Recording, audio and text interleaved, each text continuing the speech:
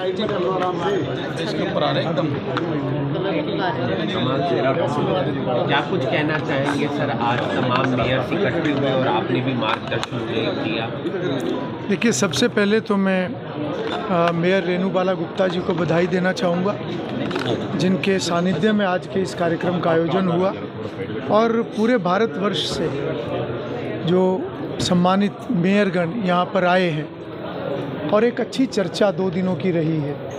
और मैं समझता हूँ कि इस तरह के कार्यक्रमों में निश्चित रूप से जब आपस में चर्चा होती है, विचारों का आदान प्रदान होता है और हर जगहों पर जब जो फॉलो की जा रही बेस्ट प्रैक्टिसेस हैं उनको जब एक दूसरे के साथ साझा करते हैं तो एक नई मोटिवेशन के साथ सभी मेयर अपने अपने क्षेत्र में जाने के बाद निश्चित रूप से उनको लागू भी करेंगे और उससे एक बहुत बड़ा लाभ भी होता है। और मैं समझता हूँ कि आज जो एक टेक्नोलॉजी का ज़माना है और टेक्नोलॉजी को इस्तेमाल करके जिस तरीके से एक अच्छी प्लानिंग हो सकती है, हर शहर की अपनी ज़रूरतें होती हैं, वहाँ की ज़रूरतों के हिसाब से वहाँ की प्लानिंग हो और उसी हिसाब से वहाँ का जो डाटा है, अलग अलग डाटा आज आर्टिफिशियल इंटेलिजेंस के माध्यम से उसको कलेक्ट करके उसको एनालाइज करके एक अच्छी प्लानिंग हो सके।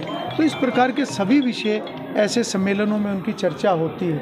हरियाणा में कुछ महीने पहले भी अर्बन लोकल बॉडीज़ के जो पूरे भारतवर्ष के रिप्रेजेंटेटिव्स थे उनका एक सम्मेलन वो लोकसभा और हरियाणा विधानसभा द्वारा कराया गया था और मैंने उसका वो विषय आज यहाँ पर भी रखा है, क्योंकि जो म्यूनिसिपैलिटीज़ हैं ये भी 3 टियर के अंदर एक विधायी संस्थाएं हैं और प्रधानमंत्री जी का एक विज़न है कि जो भी हमारी 3 टियर में जो नीचे तक की विधायी संस्थाएं हैं वो मजबूत होनी चाहिए।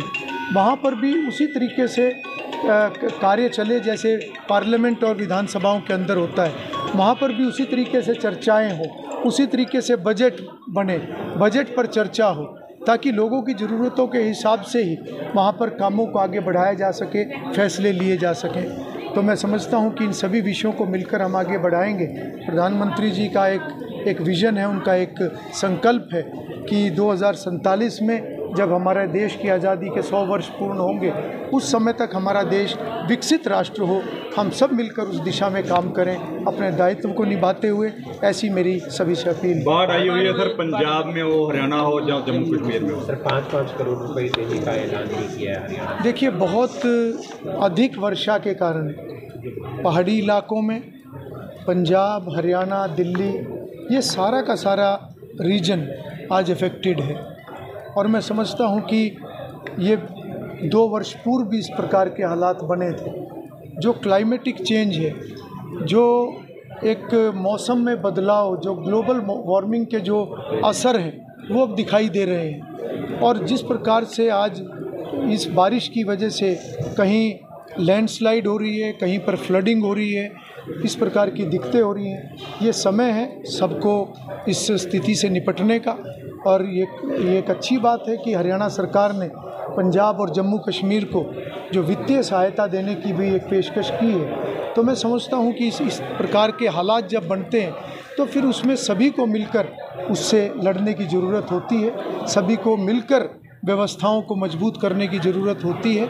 और हमारे क्षेत्र में भी, क्योंकि यमुना का जल स्तर भी बहुत ज़्यादा बढ़ा हुआ है और साथ ही अन्य टांगरी नदी और इन नदियों में घग्गर में भी पानी काफ़ी ज़्यादा पिछले दिनों में रहा है। अभी भी बहुत जगहों पर जल भराव है।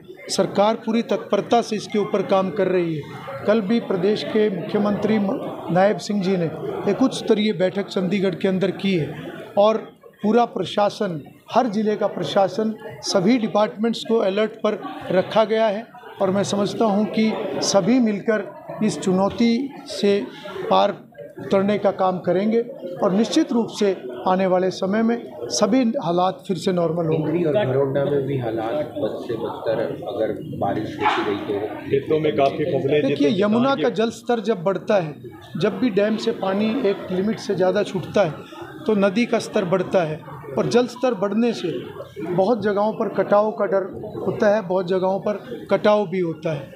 2 वर्ष पूर्व भी हमारे क्षेत्र में इसी प्रकार से इंद्री में भी यमुना के बंध टूटे थे और इसी प्रकार से घरोंडा में भी ऐसी ही परिस्थिति बनी थी।